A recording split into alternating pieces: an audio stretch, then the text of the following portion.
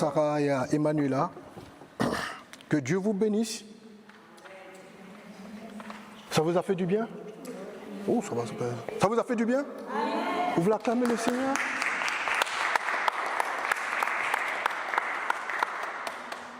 Alléluia. Ça, peut-être, c'était une innovation pour moi. C'était une innovation pour moi, c'est ça? Non. Hein? Pour le Seigneur? Ça, pour le Seigneur, vous êtes sûr? Eh, une ovation pour le Seigneur. Alléluia. Ça doit être encore plus vif que cela. Amen. Que Dieu vous bénisse. Chers amis, chers frères et sœurs, ce soir, j'aimerais parler avec vous de la puissance de la foi. La puissance de la foi.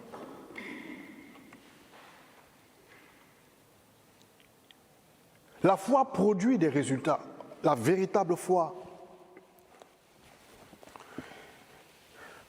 La foi, lorsque un homme ou une femme la possède réellement, eh bien, elle fait la différence dans une vie.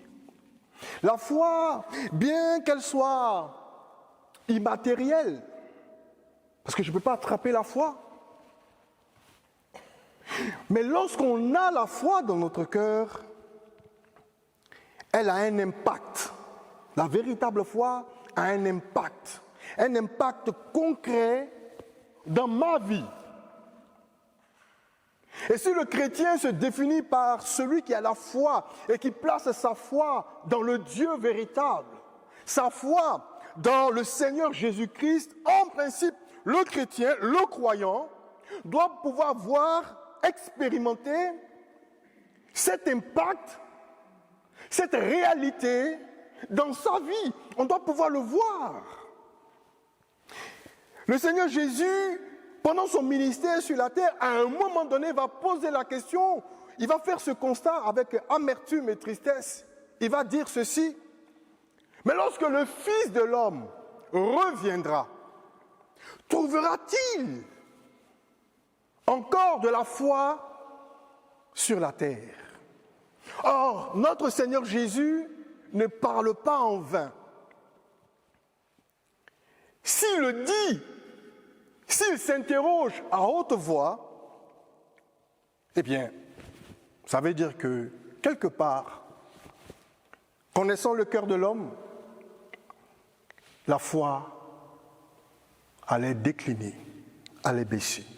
Quand on lit les Écritures, quand on écoute des histoires qui ont eu lieu autrefois, on a l'impression que ceux qui nous ont précédés, les générations avant nous, eh bien, ces générations avaient plus de foi, vivaient des choses extraordinaires avec Dieu. Et de plus en plus, aujourd'hui, l'Église devient, permettez-moi l'expression, un monument. L'Église est censée être un mouvement.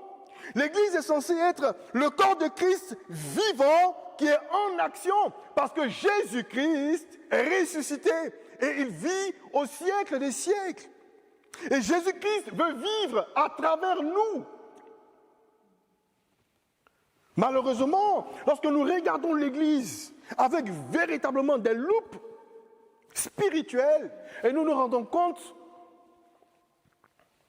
bien malgré nous, que la foi des croyants, la foi des chrétiens n'est plus ce qu'elle était. Et beaucoup viennent à l'Église, mais ils sont tièdes. Dans sa parole, Dieu menace, Dieu dénonce la tiédeur. Il dit des paroles fortes dans l'Apocalypse. Dieu veut que nous soyons bouillants. Dieu veut que notre foi soit dynamique, opérationnelle, agissante. Et nous devons l'activer, chers frères et sœurs. Et ce soir, à travers ce message, j'espère, je souhaite de tout mon cœur que la foi va jaillir dans vos cœurs. Et que cette foi produise des résultats concrets dans votre vie. Parce que le Seigneur que nous adorons est vivant. Nous ne sommes pas là devant un Dieu mort. Nous ne sommes pas là devant une idole ou des statues creuses, sans vie. Non, nous sommes devant le roi de gloire, le Dieu créateur. Alors, pour nous encourager ce soir, eh bien, lisons dans l'évangile de Jean. L'évangile de Jean, c'est l'évangile de la foi. Au chapitre 4, voilà ce qui est écrit à partir du verset 46. Jean, chapitre 4, pour ceux qui ont leur Bible ce soir, Jean chapitre 4, à partir du verset 46. Voici ce qui est écrit. Jésus retourna donc à Cana en Galilée où il avait changé l'eau en vin. Il y avait à Capernaum un officier du roi dont le fils était malade. Quand il apprit que Jésus était venu de Judée en Galilée, il alla le trouver et le pria de descendre guérir son fils car il était sur le point de mourir. Jésus lui dit, « Si vous ne voyez pas des signes et des prodiges, vous ne croirez donc pas. » L'officier du roi lui dit, « Seigneur, descends avant que mon enfant ne meure. » « Vas-y, lui dit Jésus, ton fils vit. » Cet homme crut à la parole que Jésus lui avait dite et s'en alla. Il était déjà en train de redescendre lorsque ses serviteurs vinrent à sa rencontre et lui dirent, « Ton enfant vit. » Il leur demanda à quelle heure il était allé mieux. Et ils lui dirent, « C'est hier, à 1h de l'après-midi. » Dans d'autres versions, c'est marqué à la 7e heure. Que la fièvre l'a quitté. Le père reconnut que c'était à cette heure-là que Jésus lui avait dit, « Ton fils vit. » Alors, il crut, lui et toute sa famille. Jésus fit ce deuxième signe miraculeux après être revenu de Judée en Galilée. Amen. Amen. Laissez-moi vous résumer cette histoire. Le texte nous apprend que Jésus monte en Galilée. Auparavant, il était en Judée, et si vous suivez l'actualité en ce moment, il y a Israël l'armée israélienne qui est rentrée au Liban. Et bien c'est cette région-là, la Galilée. Vous voyez, le nord d'Israël, et voilà, qui fait frontière avec le Liban. Comprenez? Et Jésus était dans cette ville, à Cana, où il avait fait son premier miracle, il avait changé l'eau en vin. Il était là-bas. Et les gens de Galilée étaient dans la joie parce qu'ils se souvenaient de ce que Jésus avait fait. Et il y avait beaucoup de gens qui étaient venus, etc. Et il y a cet homme, un officier royal, un homme donc de l'armée romaine, n'est-ce pas? Eh bien, cet homme vivait une situation difficile. Il avait un fils, et ce fils était malade. Et cet homme était un homme de pouvoir, c'était un homme qui avait des moyens financiers. Donc, on peut supposer facilement que cet homme, comme tout bon parent, eh bien, face à l'état d'un enfant malade, court à l'hôpital, essaie d'aller un peu partout, chercher de l'aide, chercher un secours, un réconfort. Il a donc certainement tout essayé, eh bien, rien n'a marché. Rien n'a marché. Et il entend dire que Jésus est présent. Donc, il court rencontrer le Seigneur. Parce qu'il a entendu des choses sur ce Jésus-là. Et devant la situation qui est la sienne, même si c'est un Romain, vous savez, les Romains, c'était des gens qui d'abord croyaient en plusieurs dieux. Et puis c'était des gens qui n'étaient pas amoureux des philosophies, des grands raisonnements, tout. Le Romain de cette époque, c'était un homme d'action, un homme de force. Donc en plus un officier royal. Donc c'est quelqu'un qui est campé dans des positions, dans des croyances. Ils croyaient qu'il y avait le Dieu pour ceci. Ils avaient hérité de la culture grecque avec plusieurs dieux. Et pour eux, c'était une folie d'entendre parler que d'un seul Dieu. Donc en fait, il avait un arrière-plan religieux. Il avait une position sociale. Et puis c'était un homme de pouvoir, parce qu'il était dans l'armée. Et il était dans l'armée, il n'était pas dans un sous-rang. Non, il était dans une position élevée. Mais face à la situation de son fils, qui est en train de péricliter, de décliner, cet homme a essayé et il s'est rendu compte que tout ce qu'il pouvait revendiquer de la vie, tout ce qu'ils pouvaient avoir comme relation sociale, comme pouvoir, comme argent, comme privilège, tous les avantages qu'ils pouvaient revendiquer, toutes les choses dans lesquelles ils croyaient, eh bien, étaient inefficaces face à la situation qu'ils traversaient. Et il ne voulait pas perdre son fils. Donc, c'était un homme qui était un peu mu par le désespoir. Il est désespéré. Et il cherche résolument. Vous savez, parfois, le désespoir nous pousse à de l'action. Certains, quand ils sont désespérés, eh bien, ils laissent tout tomber. Et ils vont céder soit au suicide ou des choses comme ça, etc. Mais dans certaines situations, le désespoir, au contraire, doit nous pousser à une action de cœur. À un moment donné où on finit par oublier c'est tout le passé, toutes les croyances, tous les apparats, toutes les apparences. Qu'est-ce que les gens vont dire? Qu'est-ce qu'ils ne vont pas dire? À un moment donné, on ne s'occupe plus de tout cela. Parce que c'est vrai que quand tout semble aller bien dans notre vie, on aime faire attention à ce que les autres vont penser de nous. On fait attention un peu parfois à notre réputation. Bon, on ne va pas dans tel endroit, même si on a envie, à cause du regard des autres, à cause de ceci, à cause de cela. Et à cette époque, croyez-moi, il ne faisait pas bon d'aller, parce que Jésus, et avant Jésus, il y a eu des gens qui ont apparu, et on les appelait des faux prophètes, des charlatans.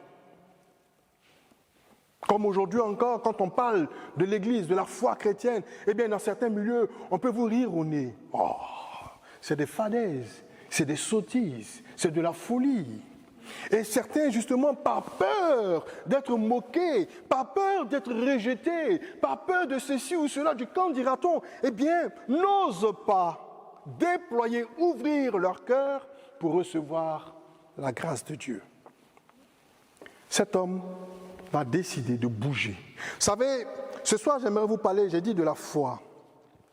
Et la foi, eh bien, elle s'appuie sur deux choses, fondamentalement. Elle s'appuie sur la parole de Dieu, elle s'appuie sur une personne. La personne de Jésus. La foi chrétienne, la foi biblique. La foi, ce n'est pas de l'optimisme. La foi, ce n'est pas de l'espérance. La foi, ce n'est pas de l'auto-persuasion. Vous savez, il y a des théories de développement personnel qui font croire que si tu as une situation, eh bien, il faut répéter que tout ira bien, il faut te convaincre, te persuader que c'est faux. Non, la foi, ce n'est pas ça. La foi, ce n'est pas ça du tout, du tout.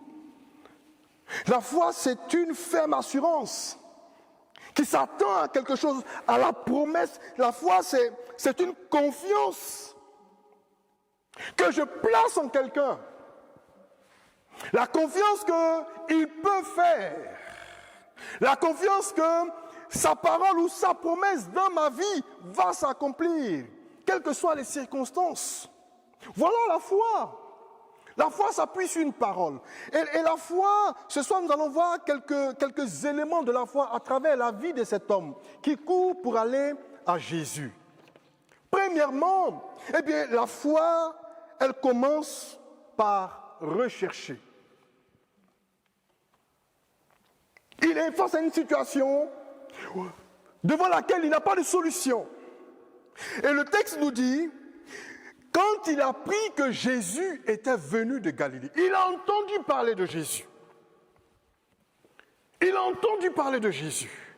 Et ce soir, tu entends parler de Jésus. Et quand il entend parler de Jésus, il ne reste pas assis. Son enfant est malade, il faut qu'il fasse quelque chose. Eh bien, il se met en mouvement. La véritable foi, elle commence toujours d'abord par une recherche. Dieu dira dans sa parole, vous me chercherez et vous me trouverez si vous me cherchez de tout votre cœur. La Bible nous parle dans Actes chapitre 14 d'un Dieu qui veut qu'on le cherche. Dieu veut qu'on le cherche. Il nous a créés et il se révèle à nous à travers toute la création pour que nous puissions capter qu'au-delà de ce que nous voyons, au-delà, lorsque nous observons toutes ces merveilles, nous devons comprendre, l'intelligence doit comprendre, il y a une intuition qui doit nous amener à capter qu'il y a quelque chose qui est au-dessus de nous. Parce que la Bible dit que Dieu a créé l'homme et il a mis en homme la pensée de l'éternité. La connaissance de Dieu ou la révélation de Dieu, d'abord, elle est intuitive. Même si les gens veulent dire que Dieu n'existe pas, au fond d'eux-mêmes, chacun de nous, quand il est là, il y a une espèce de conscience qui dit Dieu existe. Il y a un Dieu. Quelque chose qui est au-dessus de l'homme. Et bien cet homme va, au lieu de rester là dans les théories, parce que certains aiment rester dans les théories, et malgré que les choses ne marchent pas, il reste toujours là, assis dans les théories. Et ce soir, je veux t'emmener à bouger comme cet homme. Dieu, on le cherche. Parce que certains veulent rester là comme ça. Et puis, que Dieu apparaisse. On cherche Dieu. De tout son cœur. On cherche Dieu dans la prière. On cherche Dieu dans sa parole. On se pose des questions. Il y a un raisonnement, il y a une démarche qui se met en place. Ici, ce monsieur s'est levé. Il a laissé son enfant malade, il a laissé sa famille. Il a oublié qu'il était officier romain. Les gens allaient dire, mais qu'est-ce que toi, un romain, tu vas chercher chez les juifs? Toutes ces choses, il a laissé tomber parce qu'il y avait une situation qui lui tenait à cœur. Est-ce que ta situation te tient à cœur ce soir? Voilà la question, ou l'une des questions à se poser. Sa situation lui tenait à cœur. Alors il se met en mouvement. Et c'est très intéressant. Ici, quand on lit comme ça, vous ne vous rendez pas compte. Il était à Capharnaüm. Et Capharnaüm se trouve au niveau du lac de Galilée. Et tenez-vous bien, le lac de Galilée, eh bien, vous savez que le lac de Galilée, c'est le lac le plus bas du monde. Moins 200, je crois environ 210 mètres en dessous de la mer. Donc il est dans un lieu bas. Nous avons là, juste auprès de nous, nous avons la Méditerranée. Vous imaginez aller 200 mètres encore plus bas. Le lac de Galilée. Et la ville de Cana, vous savez la ville de Cana où elle se situe? Eh bien, elle se situe dans les hauteurs, comme à Èze, ici. Nous, on a la chance d'avoir Èze. Et la ville de Cana se situe à 250, 270, 275 mètres au-dessus de la mer. Autrement dit, cet homme, alors pour nous le représenter, cet homme doit quitter donc nous, là, du bord de mer, Beaulieu, bord de mer, et puis il va marcher jusque sur la moyenne corniche là-bas. Parce que je crois qu'une fois, ton fils m'avait dit que le dénivelé fait 400 mètres, je crois, entre là-haut, là-bas de Èze village, quand tu dois descendre. Eh bien, cette distance, c'est ce que cet homme a parcouru sur 30 km. Parce que Capharnaüm à Cana, c'est une trentaine de kilomètres. C'est une trentaine de kilomètres. Et comprenez qu'à cette époque-là, les voies n'étaient pas droites comme maintenant. Dans certaines estimations, ils pensent même que ça va jusqu'à 40 km. C'est une journée de marche. 7 heures de marche. Donc le monsieur entend que Jésus est à Cana. Et il se met à marcher. Et il va marcher en gravissant la hauteur. Vous imaginez? Parce que Cana est dans les collines. Donc il y a un effort physique. Il y a un effort mental. Parce que la distance, elle est longue. Une trentaine de kilomètres, c'est comme on quittait Beaulieu jusqu'à Antibes. Et puis vous êtes en train de monter. C'est pas simple. Là, si on vous demande de marcher jusqu'à Antibes, vous n'avez pas trop envie, hein? Non? Vous n'avez pas trop envie, même si vous avez bien marché. On dit, allez jusqu'à Antibes. Donc, vous comprenez que ça demande de l'effort. Parce que certains sont paresseux, ils pensent que venir à Dieu, bon, c'est juste. Non, ça demande de l'effort. Mais cet homme va bouger parce que la vie de son enfant lui coûte. Ça lui tient à cœur.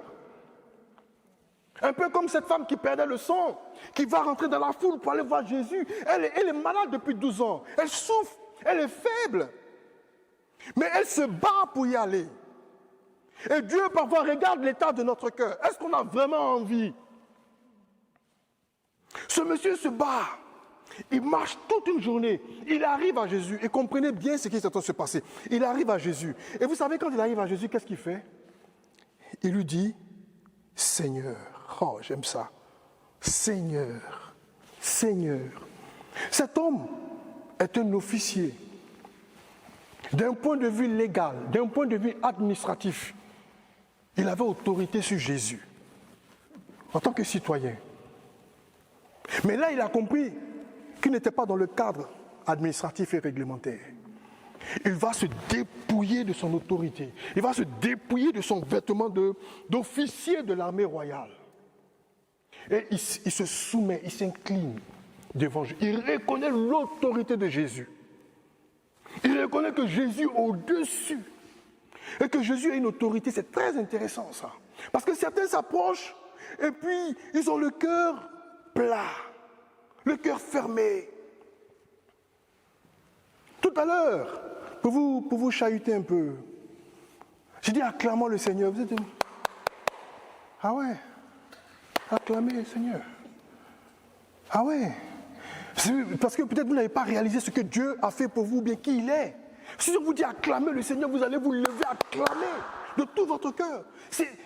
Vous voyez les gens du monde, comment ils acclament leur star. Quand ils voient, oh, tel artiste chanteur, qui leur a fait tellement de bien, ou bien tel acteur de cinéma ou ceci, ils le voient, ouh, ça crie, ouh, waouh, avec des cris, vous comprenez? Pourquoi? Parce qu'ils sont contents. Et vous avez un Dieu vivant qui vous fait du bien tous les jours. On vous dit de l'acclamer. Ça ne vous dit absolument rien. Vous comprenez? Cet homme arrive, il se dépouille devant le Seigneur. Il dit, Seigneur, tu es grand. Les gens avaient conscience, et c'est dommage que parfois ce sont les gens du dehors qui ont conscience de la valeur de ce qu'on a. Parce que quand on a quelque chose, parfois on ne s'en rend même plus compte de la valeur. On est tellement habitué. C'est vrai que je me suis habitué à Beaulieu. Et c'est vrai que maintenant, je suis moins impressionné. Et au contraire, j'ai tendance même à voir des petits détails, et qu'il y a des choses qui ne vont pas.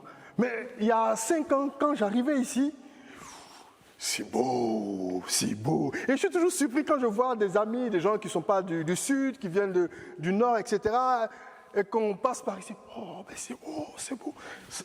En fait, je suis à l'intérieur tous les jours. Ça ne me dit plus trop grand-chose. Et maintenant aussi, quand je suis à Monaco, ça ne me dit plus rien. Au début, ça ne me dit rien. Parce qu'il y a une habitude, tous les jours j'y vais. Tous les jours j'y suis, je rentre un peu partout dans des endroits un peu huppés, etc. Donc ça ne me dit rien, en fait. Et c'est vrai que parfois, quand on a quelque chose, on a tendance, si on ne fait pas attention, à déprécier. Parce qu'on est habitué. Et puis c'est ceux qui viennent d'ailleurs, qui comprennent, qui réalisent la valeur de ce qu'on a. Seigneur. Il arrive à Jésus, de tout son cœur. De tout son cœur, il vient. Et puis il dit au Seigneur, descends avec moi. Vous voyez, le verbe descendre, parce qu'il est monté. Il dit, descends pour aller guérir mon fils. Et à sa grande surprise, Jésus ne lui donne pas une réponse satisfaisante. Jésus refuse de descendre avec lui. D'abord, Jésus lui pose une question, mais il dit, mais si vous ne voyez pas des signes des prodiges, vous ne croyez pas? Il dit, ah Seigneur, descends avant que mon fils ne meure. Moi, ma situation, elle est brûlante. Ce gars, il arrive et il ouvre son cœur à Dieu. Ce gars, il arrive, il déverse son état d'esprit. Et c'est ça la véritable foi. La véritable foi va nous amener à dévoiler ce qui est dans notre cœur. Devant celui qui peut nous sauver. Devant celui qui peut nous délivrer. Il dévoile son cœur. Et le Seigneur, vous savez ce que le Seigneur fait? C'est Dieu, parfois, ne répondra pas à ta prière selon ce que toi tu as pensé. La plupart du temps, lorsque nous prions, Dieu ne nous répond pas tel que nous... Parce que nous, en tant qu'êtres humains, quand nous abordons une situation, on est souvent dans l'anticipation. On calcule, voici ce qui va se faire. On s'attend à ceci. Dieu parfois passe par des chemins. La dernière fois, ici, je vous ai dit, qui te conduit? La question que j'ai posée, qui te conduit? Je vous ai dit, regardez Israël. Israël est sorti d'Égypte et ils pouvaient partir directement, mais Dieu les a emmenés par des détours. Seigneur, descends avec moi. Le Seigneur lui dit, va. Ton fils vit. Oh, je l'ai laissé malade. Il est en train de mourir. je viens te voir pour que tu ailles le voir, tu me dis, va, ton fils vit. Cet homme, sa réaction est très intéressante. Le Seigneur lui dit cela, au lieu de raisonner, il s'accroche à la parole qu'il a reçue. La Bible dit quoi? La Bible dit, quand le Seigneur lui dit, va, ton fils vit, cet homme crut à la parole que Jésus lui avait dite et s'en alla. La foi, eh bien, elle se fonde sur la parole, comme j'étais en train de vous dire tantôt. Sur la parole. Il y a une parole que Jésus lui donne. Même si elle ne ressemble pas à ce qu'il attendait, à ce qu'il espérait, il s'en tient à cela. Il ne fait pas de surenchère. Il ne va pas au-delà. Il s'en tient à la parole. Et parfois, vous savez, nous sommes tellement compliqués que lorsqu'on passe par des situations et qu'on nous donne une parole de Dieu, peut-être, on espère, on verra. On est là, surtout nous les Français, on est comme ça, toujours ce petit côté cartésien parce qu'on veut comprendre le pourquoi, du comment, du est-ce que. On est des scientifiques et ceci et cela. Cet homme, il dit, va, ton fils vit. Il fait demi-tour, il a fait toute une journée de marche. Imaginez un peu la scène. Il a fait toute une journée de marche pour que juste on lui dise, va, ton fils vit. Mais quelque part, il peut se sentir offensé. Il dit, mais c'est de la foutaise, c'est du mépris. Moi, je viens te voir, je marche de très loin, je viens. Tout ce que tu trouves à me dire, va, ton fils vit. Mais il s'en va. Il va encore reprendre toute une journée de marche. Imaginez la souffrance de cet homme physiquement. Mais la Bible dit, il croit. Ah, merci Seigneur. Il croit. C'est-à-dire qu'il place sa confiance. Vous savez, quand on parle de foi, il faut faire la différence entre croire et avoir la foi. C'est le même mot, mais ce n'est pas le même impact. Parce qu'on peut croire juste avec le cerveau. Et la Bible dit que cette façon de croire, c'est juste une information, c'est juste un savoir. Et la Bible dit, par exemple, dans l'épître de Jacques, que les démons aussi croient. C'est-à-dire que les démons, ils savent que Dieu existe. Ils savent que Jésus-Christ existe. Le diable le sait. Et il dit, les démons croient, ils tremblent. Point final. Quand les démons, ils entendent le nom de Jésus, lorsqu'on fait des délivrances au nom de Jésus, les esprits, ils s'en vont. Ils savent qui est Jésus. Ils connaissent l'autorité de Jésus. Vous comprenez? Mais ça s'arrête là, ils ne sont pas sauvés. Ça s'arrête juste là. Donc, juste cette façon de croire, une information, je viens à l'église, ouais, je crois, je sais que Jésus est mort à la croix, on croit juste. Et puis, ça ne nous dit rien. Ça reste là, juste au niveau du cerveau. Eh bien, cette foi-là, elle n'a aucun impact, elle n'a aucun effet. Et si tu as ce type de foi, je suis désolé pour toi, mais tu vas rester dans l'église et tu ne vas rien vivre. Tu n'obtiendras rien du tout. Parce que la foi qui honore Dieu, la foi qui attire la faveur de Dieu, c'est la foi qui place sa confiance dans son cœur. Je sais qui il est. Vous savez, quand vous savez qui est cette personne, vous connaissez, vous avez la révélation de sa force de frappe, de son pouvoir, de son autorité. Quand cette personne vous parle, vous croyez. Vous croyez. Si là, tout de suite, là, quelqu'un parmi vous, je vous donne un exemple. Tu es là, et puis je lui dis, écoute, dans une semaine, je te donne un logement. Vous rigolez. Vous voyez ce que je veux dire? Et si c'est Roger Roux qui vous dit, dans une semaine, vous aurez un logement, ici à Beaulieu. Là, votre attitude change. Pourquoi? Parce que vous connaissez Roger Roux. Parce que vous savez qu'il est le maire de Beaulieu. Parce que vous savez qu'il a un certain pouvoir, une certaine influence à Beaulieu. Donc, ce que vous savez sur lui vous emmène à donner du crédit à sa parole. Vous comprenez? Et ça va susciter en vous une certaine attitude. Il y a une forme d'espérance. Vous allez vous positionner pour dire, dans une semaine, j'aurai quelque chose. Il y a un espoir qui va commencer à jaillir en vous. Et votre attitude va commencer à changer. Si vous étiez désespéré de logement, etc., il y a une forme de consolation qui commence à venir s'installer dans votre cœur parce que vous avez foi dans ce qu'il a dit. Vous voyez la différence? Vous voyez la différence entre une parole de quelqu'un dont vous savez qu'il n'a aucun pouvoir sur les événements et puis la parole d'un autre. Mais vous savez son influence. Dieu est le créateur de toutes choses. Si vous avez un minimum conscience de Dieu, quand Dieu parle, alors ça doit générer en vous une certaine confiance. Jésus lui dit, va.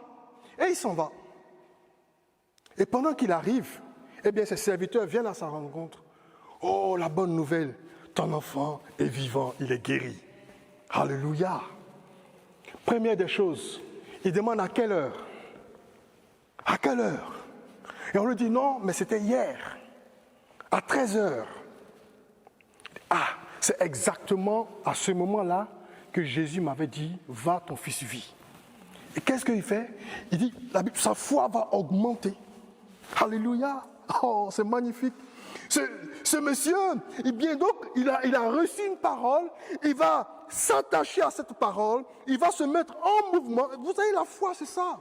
Jésus va dire quelque chose à ses disciples. Il dit, tout ce que vous demandez en priant, si vous croyez l'avoir reçu, vous le verrez s'accomplir. Parce que la véritable foi, elle s'exerce dans le entre-deux, c'est-à-dire entre le temps de la promesse et son accomplissement. Et entre ces deux, la distance qui est là, c'est la distance de la foi. C'est une distance de pédagogie, c'est une distance d'enseignement, c'est une distance d'entraînement.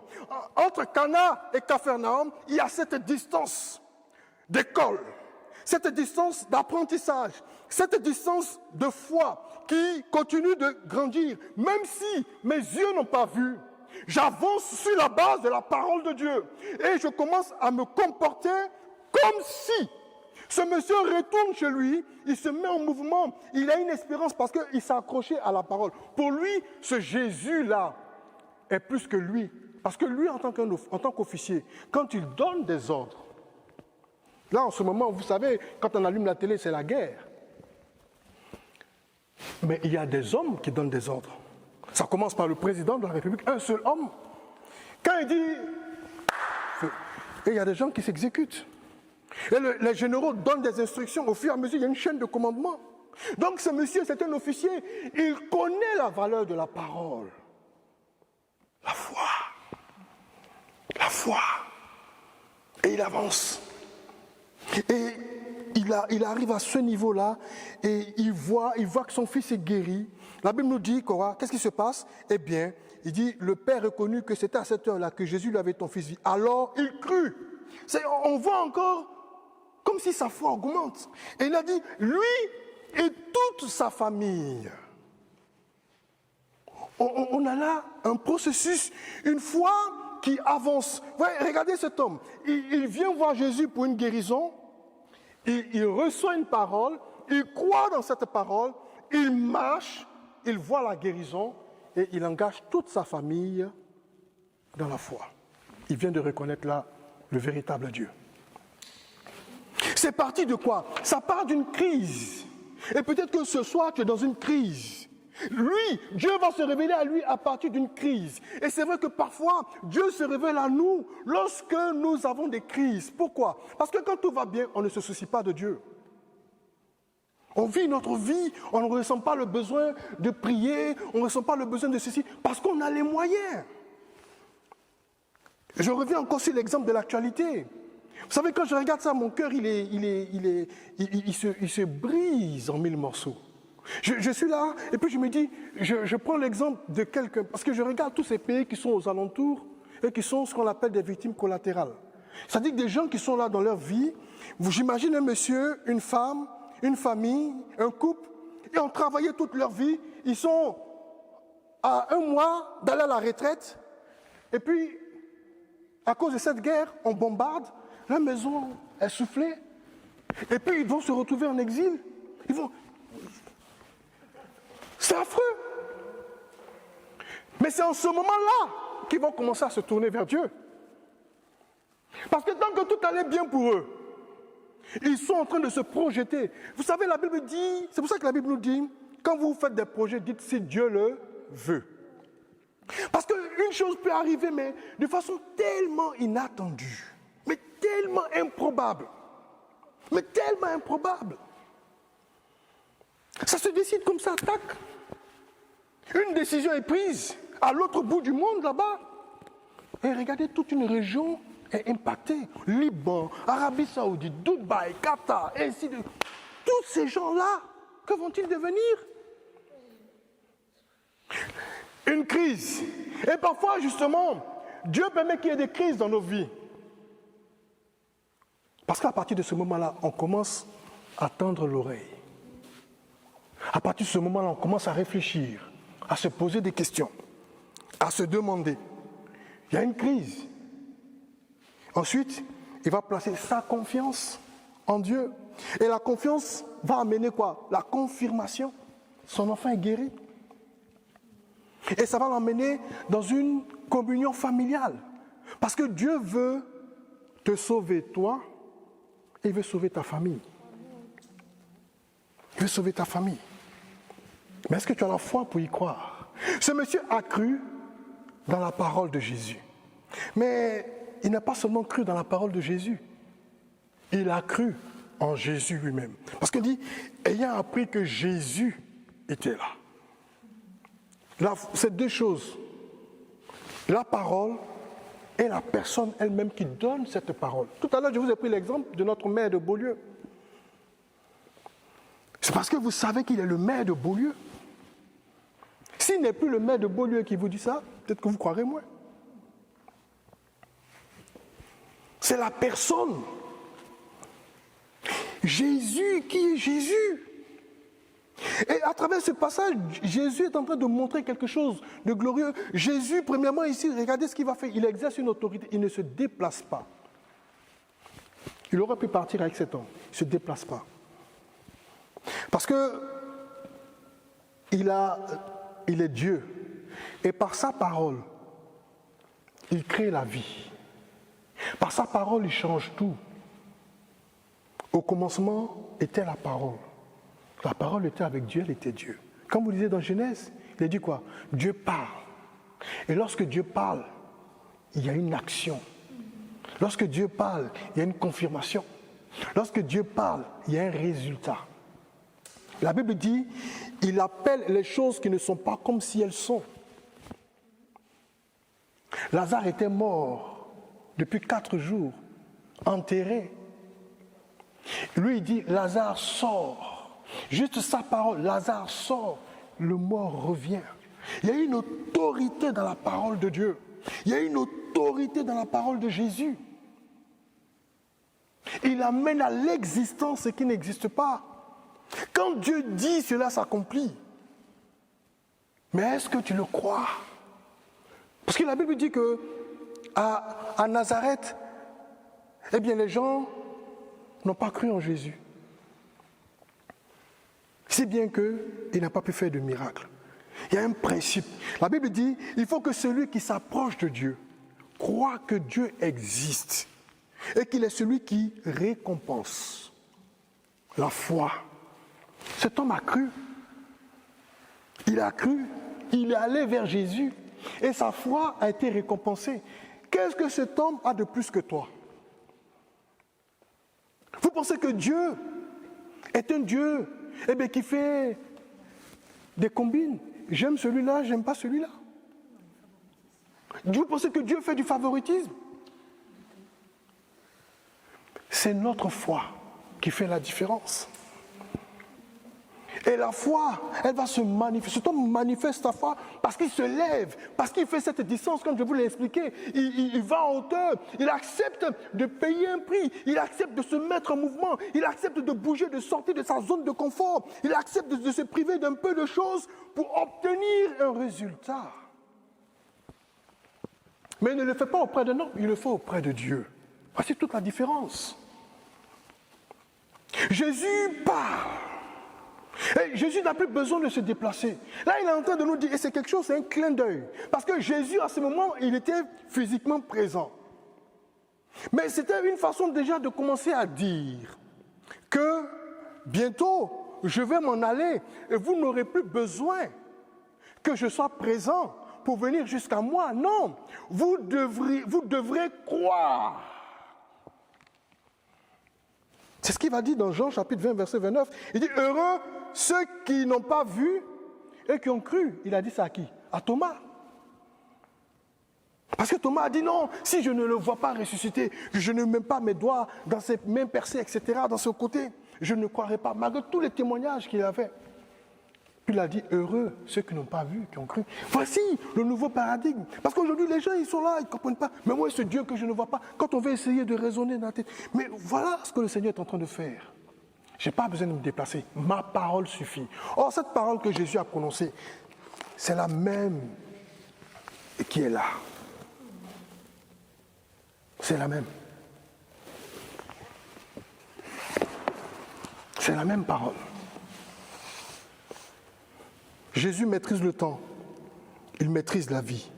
Quand Jésus parle, vous voyez, Jésus n'a pas prié pour la guérison de cet enfant. Moi, je vais prier pour une guérison. Je demande à Jésus, je vais prier au nom de Jésus. Jésus n'a pas besoin de prier. Jésus déclare. Il dit, va, ton fils vit. Il déclare. Et quand il déclare, la chose arrive. La Bible dit, il ordonne. Et la chose existe. Il parle. Et la chose arrive. Voilà le Dieu à qui nous avons affaire. Jésus, ici Jean nous parle d'un Dieu dont la parole agit, dont la parole est vivante. Si vous lisez dans les autres évangiles, vous allez voir un Jésus qui doit faire, parfois qui fait de la boue, parfois qui touche les malades, parfois les gens viennent le toucher, etc. Mais ici, c'est un Jésus dont la parole est effective, dont la parole débloque la situation. Jean nous le présente. La Bible dit que l'évangile de Jean a été écrit afin que nous croyions. Afin que nous croyions que Jésus est le Christ. Et ce soir, que vas-tu faire, ma sœur? Que vas-tu faire, mon frère? Que vas-tu faire? Qu'est-ce qui est la distance pour toi aujourd'hui dans ta vie?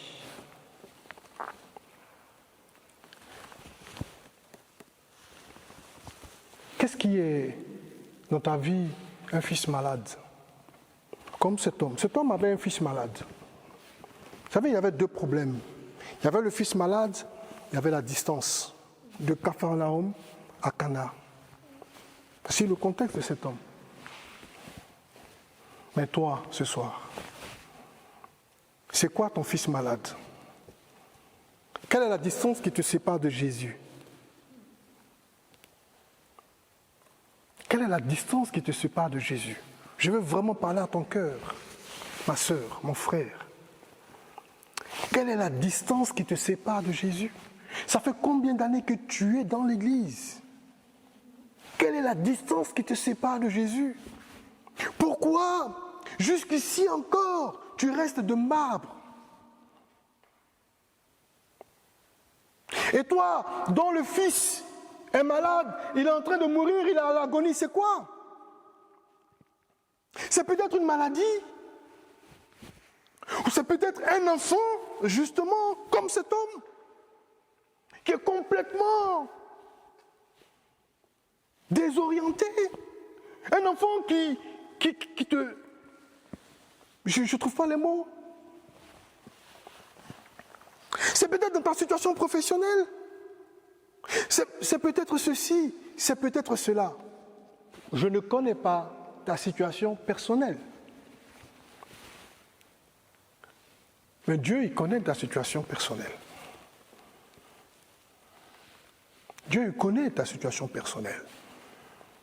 Jésus marchait, quand il entrait à Jéricho ou quand il sortait de Jéricho, je ne sais plus, il y avait un homme qui était là au bord du chemin. Et Jésus a continué son chemin comme s'il ne l'avait pas vu.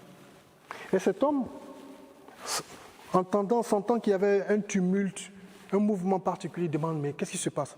On dit que c'est Jésus qui passe. Il dit, quoi? Jésus? il va se mettre à crier. Vous voyez toujours le même principe. Il y a une distance. Jésus est en train de partir. Et il se met à crier, Jésus, fils de David, Jésus, fils de David, aie pitié de moi. Et pendant qu'il crie, elle dit, oh, tais-toi, on n'a pas besoin de tais-toi. Et il crie plus fort, il ne se laisse pas distraire. Il crie plus fort encore. Et Jésus s'arrête. Dieu se laisse interpeller par le cri de la foi. Jésus s'arrête là où toujours un mouvement de foi se manifeste. Quand il partait avec Jairus pour aller guérir, ressusciter sa fille malade, qui était morte finalement, une femme va le ralentir. Elle va toucher juste le bord de son vêtement, il va s'arrêter. Beaucoup de gens le touchaient. Mais quand cette femme l'a touché, il s'est arrêté. Il dit, qui m'a touché? Les gens, oh, mais tu exagères, il y a du monde autour de toi, comment tu poses cette question? Parce que cette femme l'a touché avec un élan de foi. La foi attire la faveur de Dieu, bien-aimés frères et sœurs. Vous ne pouvez pas faire la différence si vous n'avez pas cette attitude de foi. Rien ne se passera dans votre vie. Vous allez venir à l'église, vous allez écouter des grands prédicateurs, vous allez venir, vous allez chanter, vous allez battre des mains, vous allez sauter, tout ça. Si dans votre cœur, vous n'êtes pas disposé à croire et que vous laissez toujours vos raisonnements obstruer la parole de Dieu qui doit arriver jusque dans votre cœur, vous n'arrêtez pas de raisonner, de vous opposer, il ne vous arrivera rien. Parce que c'est la foi qui interpelle Dieu. C'est la foi qui interpelle Dieu, qui attire sa faveur. Ce soir, Jésus veut te dire quelque chose. Cherche-le, déjà qu'il va te dire. Il dit, je me tiens à la porte de ton cœur, je frappe. Je frappe. Le Seigneur frappe à la porte de ton cœur. Tu entends des prédications. Tu entends la parole de Dieu. Quelle est la réponse que tu donnes à tous ces messages que tu entends?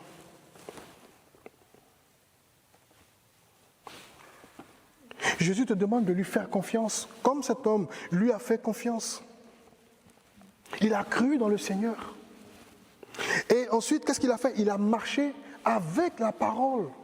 Marche avec la parole.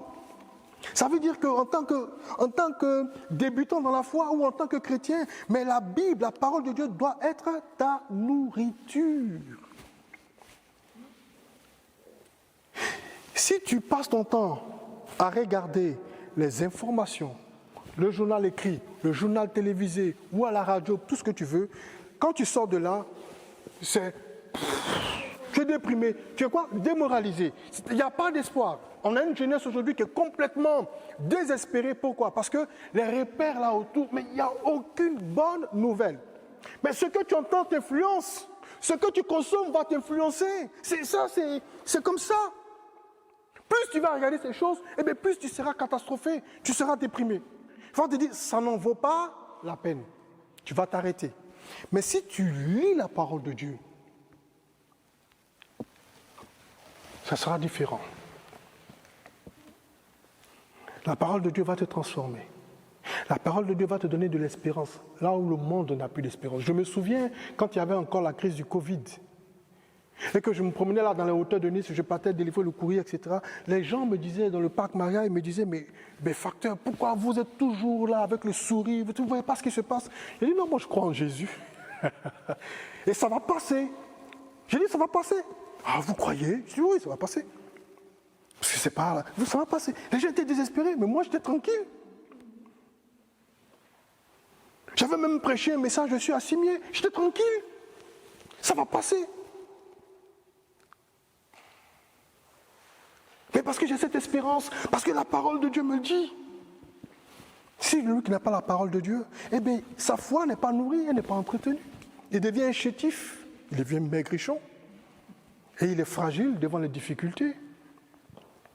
S'il vous plaît, bien-aimés frères et sœurs, marchez avec la parole de Dieu. Et parmi nous, ceux qui sont nouveaux, eh bien, apprenez à vous abreuver, venez auprès de la parole de Dieu. Posez des questions aux anciens, je vous ai toujours dit, posez des questions. Cet homme a laissé sa vie, puis sa maison, être transformée par la parole de Dieu. Lui et toute sa famille ont cru. Ils ont été heureux. Sa vie a changé. Ce que Jésus a fait pour cet officier, il peut le faire pour toi. N'es-tu pas fatigué, mon frère, ma soeur? Tu as essayé toutes tes méthodes, toutes tes stratégies. Tu es passé partout. Rien n'a changé. Pourquoi ne pas essayer Jésus? Pourquoi ne pas lui donner l'occasion de te visiter? Qu'as-tu à perdre? Qu'as-tu à perdre? Rien. Rien. Au contraire, tu as tout à gagner. Parce qu'il y a non seulement les promesses de la vie ici, mais surtout pour la vie à venir. Que le Seigneur nous aide à comprendre. Et que nos cœurs s'ouvrent. Laissez la foi, la parole de Dieu susciter en nous cette foi, cette attitude différente. Et nous verrons sa gloire. Il dit, si tu crois, tu verras ma gloire. Si tu crois. Il y a une condition. Et ça ne dépend que de toi et de toi seul. Que Dieu nous aide à comprendre cela. Et j'ai envie de dire à quelqu'un ce soir, va. Va. Ton fils vit. C'est la puissance de la foi. Ce n'est pas, cette parole que je prononce, ce n'est pas juste une parole, ce n'est pas une parole littérale. Va, ton fils vit. Ça veut dire crois. Je ne sais pas le problème que tu as, mais tu peux t'approcher de Dieu. Tu peux ouvrir ton cœur et puis faire ce pas de foi avec Jésus. Et tu verras sa gloire. Parce que le Dieu que nous adorons, il ne déçoit jamais. Ce n'est pas un homme pour mentir. Il n'est pas fils d'homme pour se repentir. Que toute la gloire lui revienne. Au nom de Jésus. Amen. Amen. Est-ce que nous pouvons juste baisser la tête, fermer les yeux? C'est un moment personnel pour chacun d'entre nous. C'est un moment personnel. Alors que nous sommes tous là, tête inclinée, tous tête inclinée. Personne ne regarde. Je suis le seul qui voit. Si quelqu'un veut accepter Jésus, si quelqu'un veut vraiment venir à Jésus, peut-être que tu as compris que jusqu'ici, tu faisais de l'à peu près, jusqu'ici, c'était de la religion, jusqu'ici, c'était, voilà, tu t'es tiraillé, tu étais juste là, comme ça, tu suis un peu le mouvement. Parce que ce soir, tu veux vraiment, tout le monde a la tête baissée, les yeux fermés, personne ne te voit. C'est seulement le Seigneur qui te voit et moi. Juste lève la main à ta place. Juste lève la main. Personne ne voit. Peut-être aussi que tu es dans une situation. Il y a, comme cet officier, un fils malade. Quelque chose qui ne va pas. Et tu es désespéré. Et tu veux voir la gloire de Dieu. Tu peux aussi lever la main. Afin qu'on puisse prier. Le Dieu qui a agi pour cet officier, il est vivant encore ce soir et il va le faire. Alors lève la main. N'hésite pas. Merci ma soeur, tu peux baisser ta main. Lève la main. Attends-toi à Dieu. Alléluia. Seigneur, nous te prions. Merci pour notre sœur qui a levé la main, qui reconnaît sa faiblesse, qui reconnaît qu'elle a besoin de toi. Nous nous approchons de toi parce que nous savons que tu es le Dieu d'amour et de miséricorde, celui qui ne fait exception de personne. Nous avons entendu ce soir qu'un homme est venu à toi et tu lui as dit juste une parole, Un autre officier avait dit, « Seigneur, je ne suis pas digne que tu entres sous mon toit. Mais si tu dis une parole, je sais que mon serviteur sera guéri. » Ce soir, Seigneur, nous nous attendons à toi. Que ta parole atteigne son objectif dans la vie de notre sœur qui a levé la main. Honore sa foi. Pendant qu'elle reconnaît sa faiblesse, viens la fortifier, la soutenir au nom de Jésus. Je veux prier pour ceux qui n'ont pas levé la main, pour diverses raisons, mais qui dans leur cœur espèrent quelque chose de ta part. Parce que tu es le Dieu de miséricorde, compatissant, plein de bonté et de grâce. Je te prie, tu connais chacun d'entre nous ici présents et tu connais la situation exacte de chacun d'entre nous. Je crie à toi, Père, parce que je sais qu'en Christ Jésus, tu as choisi de nous aimer, de nous pardonner. Tu as choisi de nous accorder ta grâce. Et nous savons que cette grâce, elle surabonde là où le péché a abondé. La grâce triomphe. Seigneur, que ta grâce triomphe dans la vie de ma sœur, dans la vie de mon frère, quel que soit le problème. Parce qu'il n'y a qu'un seul Dieu, c'est toi.